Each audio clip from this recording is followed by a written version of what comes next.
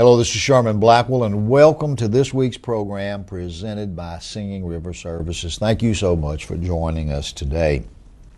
As is the design of our weekly broadcasts, coming to the community to talk to you fundamentally about the services that are available in Jackson and George County through Singing River Services and have been for some 40 years now. And as we do from time to time, we will bring in local people that run our day-to-day operations. We will talk with people on different levels, support levels and group levels and levels that all tie in together, working with individuals with serious mental illness, and also at the state level.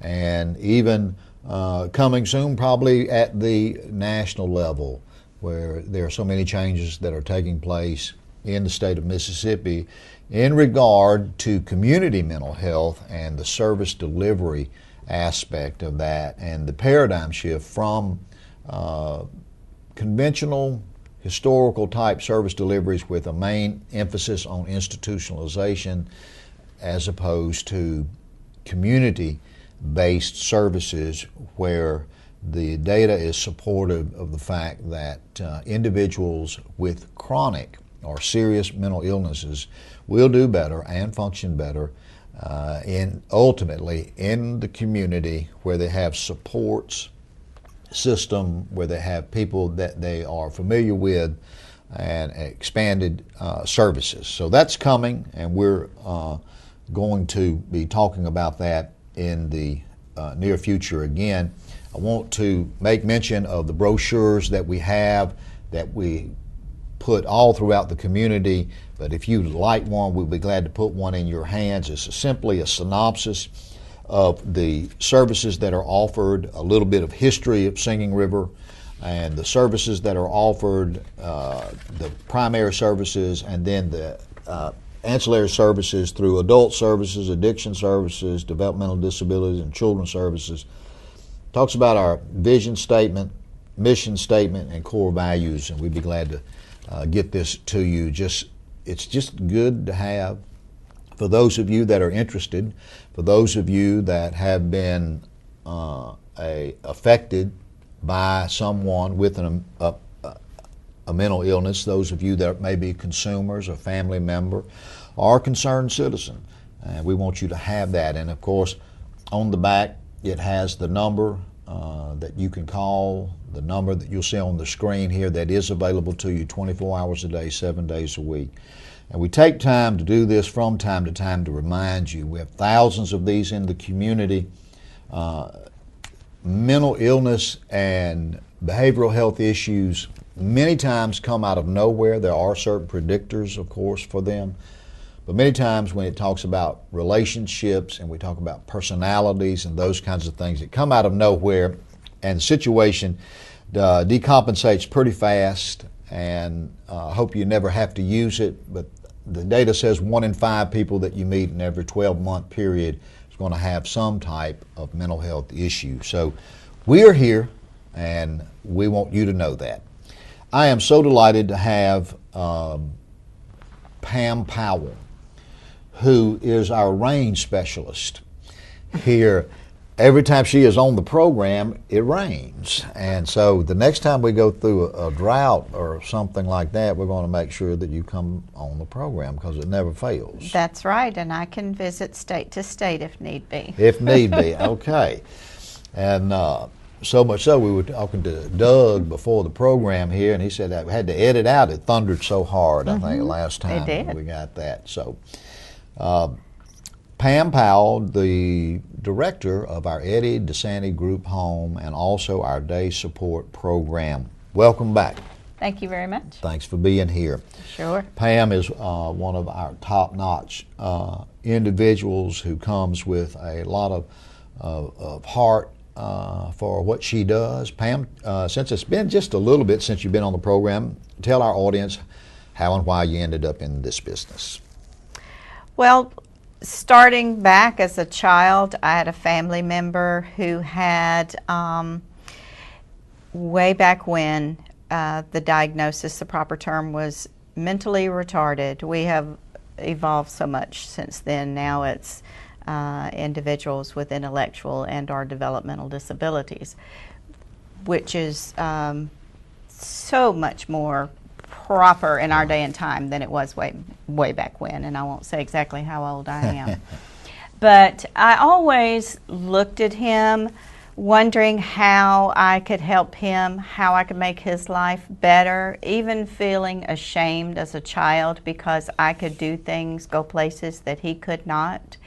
And just never got that feeling out of my mind, and that passion for wanting to help him. Just never grew out of that, and I thank God that I didn't. So as I became an adult and life took me on different roads and went in different directions down the business field and studied different areas, but I always came back to it. And so when I moved here, life took me off up north for a short period of time, came back to Florida.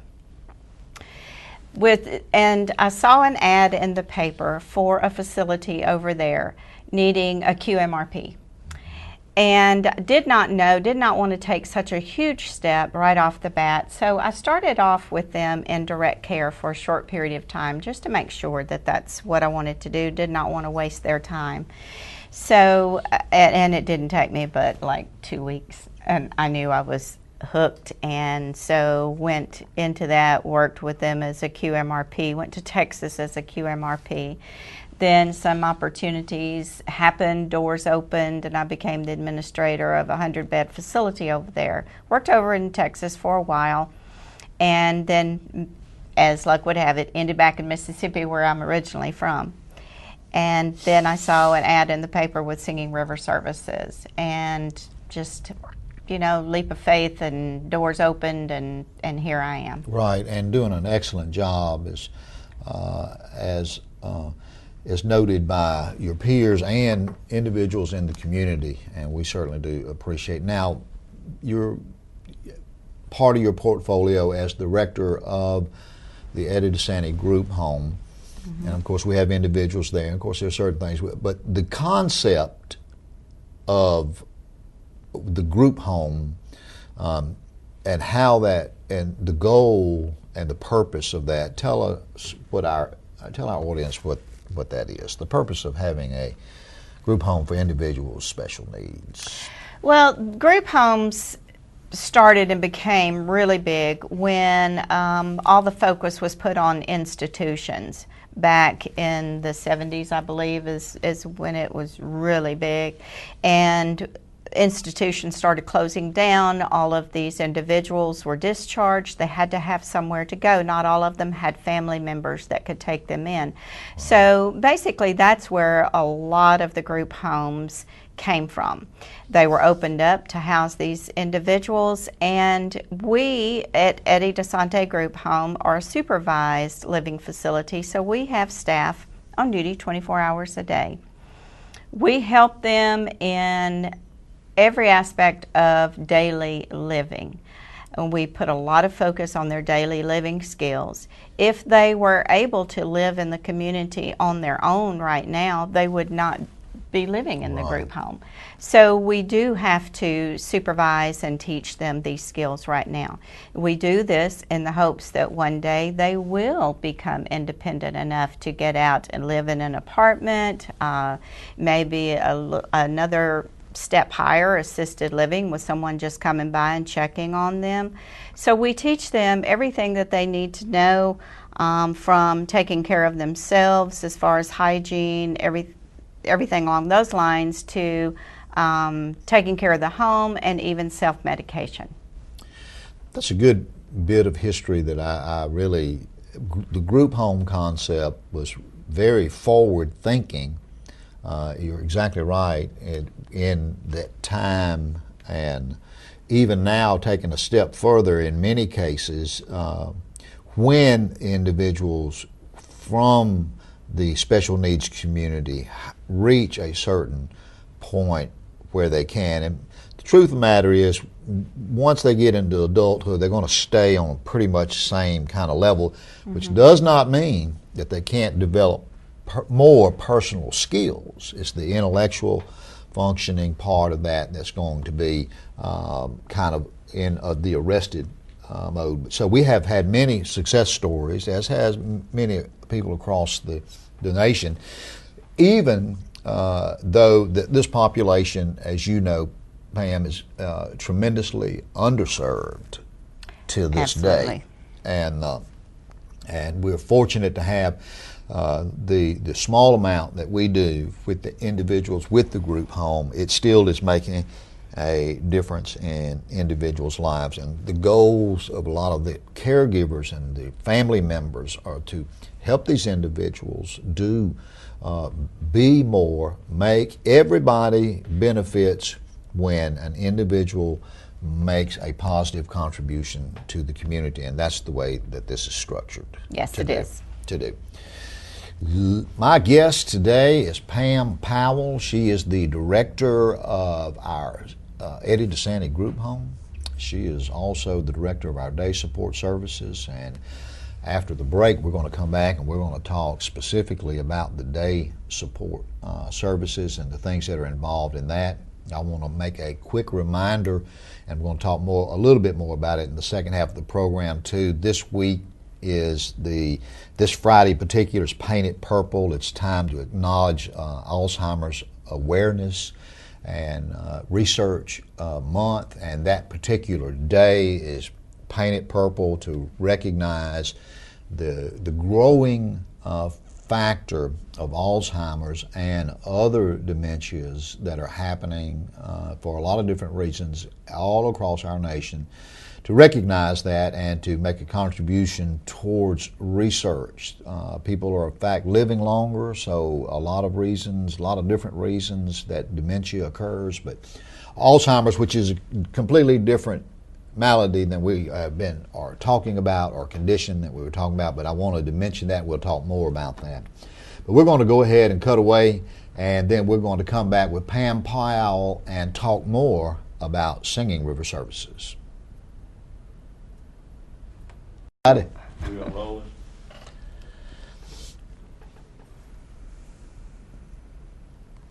Hello, this is Sherman Blackwell, Executive Director at Singing River Services. Thank you so much for joining us today.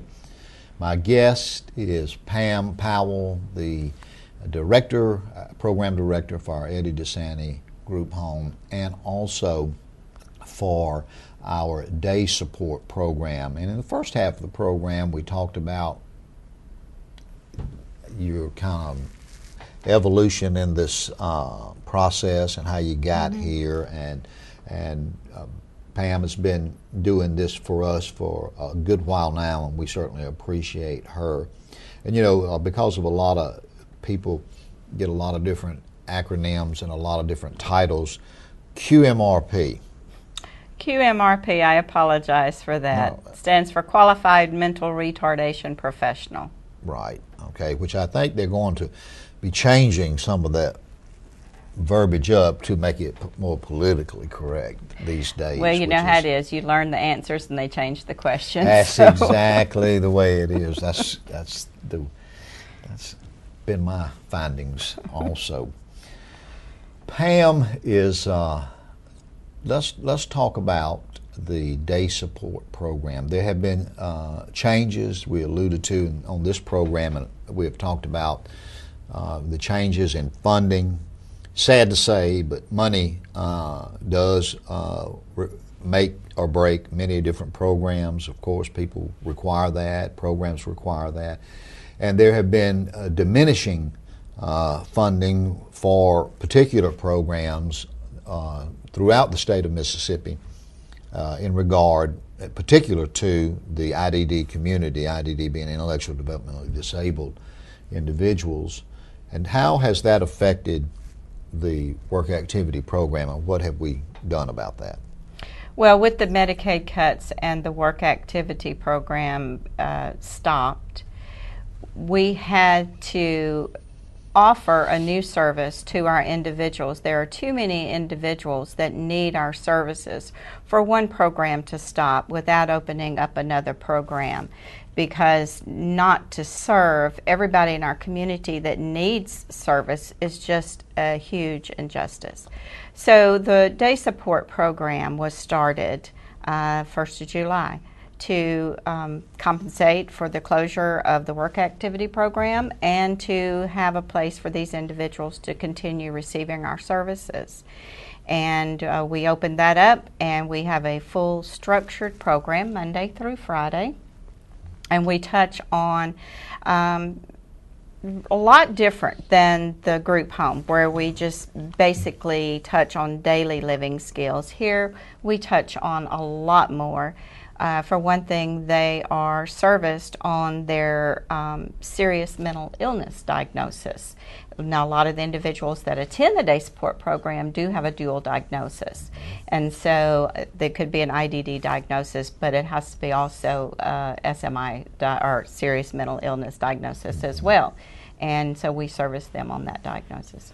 Absolutely. And when you talk about that, the day-to-day, we were talking earlier today, and one of the things that that you pointed out and that I've observed, the compassion that you have and the passion that I think that particularly you and people that work in this field may have a relative, a particular reason, or may just be compassionate about the citizens at large and care about the individuals. And you use that word. So what is the structure like when you talk about, day support for these individuals? What is the routine?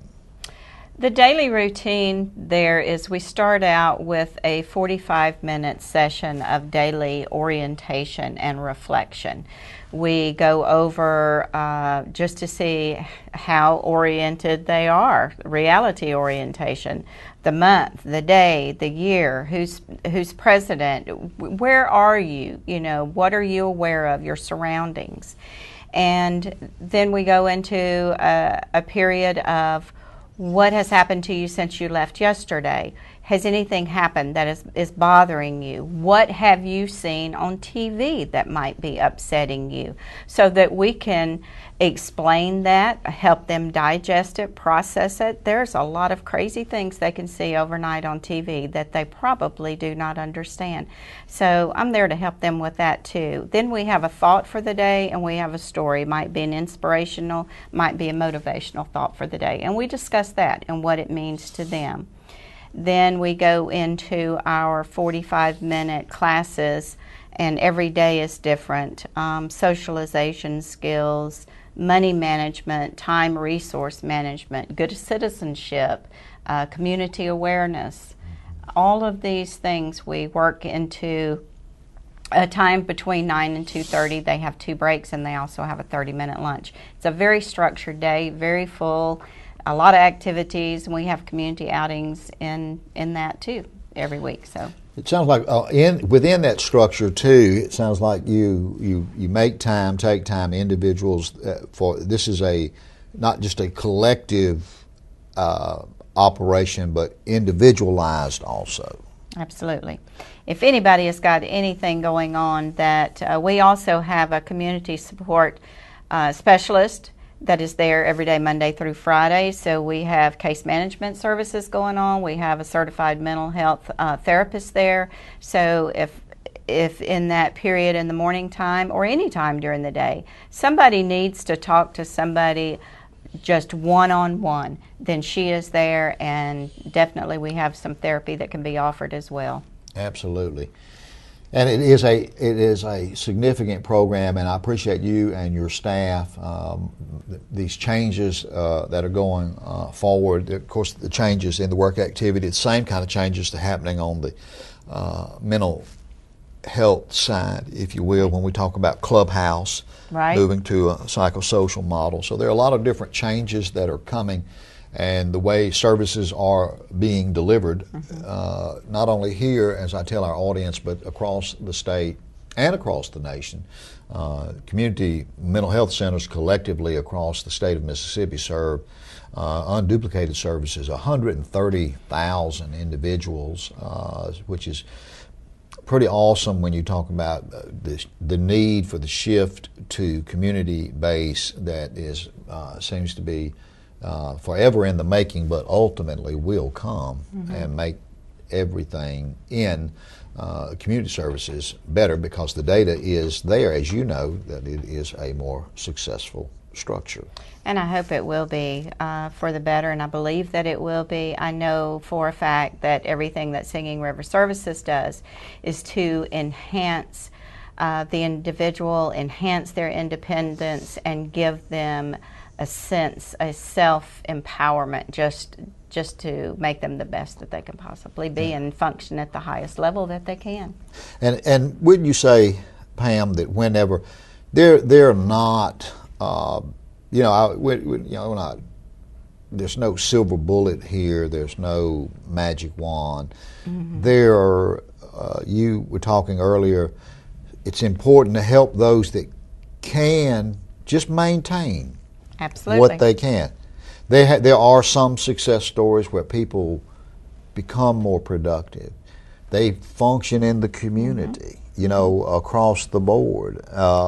There are, I think of a lot of different cases in years gone back, a particular case of a woman who was in a nursing home, and how she came out of this nursing home into a particular place, and she did much better. So there was marked improvement, where pretty much those that were around her didn't see anything happening. But so there's no, it's not all cookies and milk, But that's true. And I think one of the worst things, though, is to have a very high functioning individual.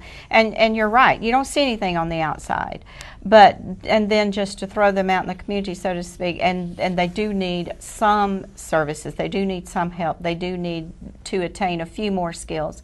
But to put them out there and then for them to fail or to feel like they have been a failure is just one of the worst injustices. So that's where we come in, to identify what their needs are, write objectives, help them reach those goals.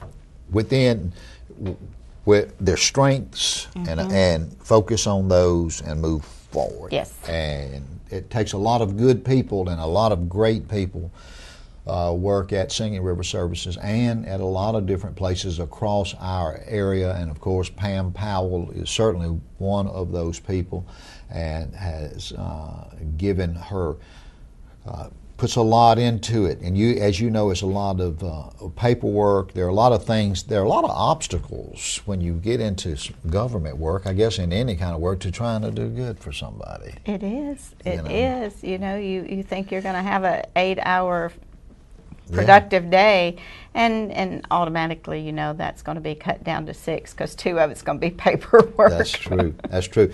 And I will say, Pam has a daughter who is a 9/11 survivor. I do. And it definitely put things, what your priorities are after something like that, and you know what's important. You don't waste one day or 1 minute, because we're not promised anything. It can be taken away from you in just a flash. So, yes. And she currently speaking around the country. And she is. She lives in Pensacola, Florida. She works for the Midway Fire Department, and she speaks several times a year. Well, we'll have to see about getting that. Would have to be a tremendously interesting story. Here we are, passing that mile marker of 11 years now. Let me remind you, Friday is Paint It Purple. It is the day that we are raising awareness for Alzheimer's and other dementias in research and in awareness. And on this program, you have seen we've had people from the Division of Alzheimer's, which I serve on the Planning Council, and it's a privilege to do so. Kathy Van Cleve does an excellent job as the director. Melora Jackson has been on this program and talk about the exponential growth in dementia and in Alzheimer's disease. So we have plenty of information we'd like to share with you. Let me remind you of the number you see on the screen there. That number is available to you 24 hours a day, 7 days a week. And we want you to know Singing River Services is here for you. Pam Powell has been my guest today. Thank you, Pam. Thank you. It's raining good outside. I can hear it now. So next time we're in a drought, every time she's on the program, it rains. So we'll bring you on. Glad to be of service. Okay, good. This is Sherman Blackwell. Thank you for tuning in today. We're going to look forward to seeing you again next week with another special guest.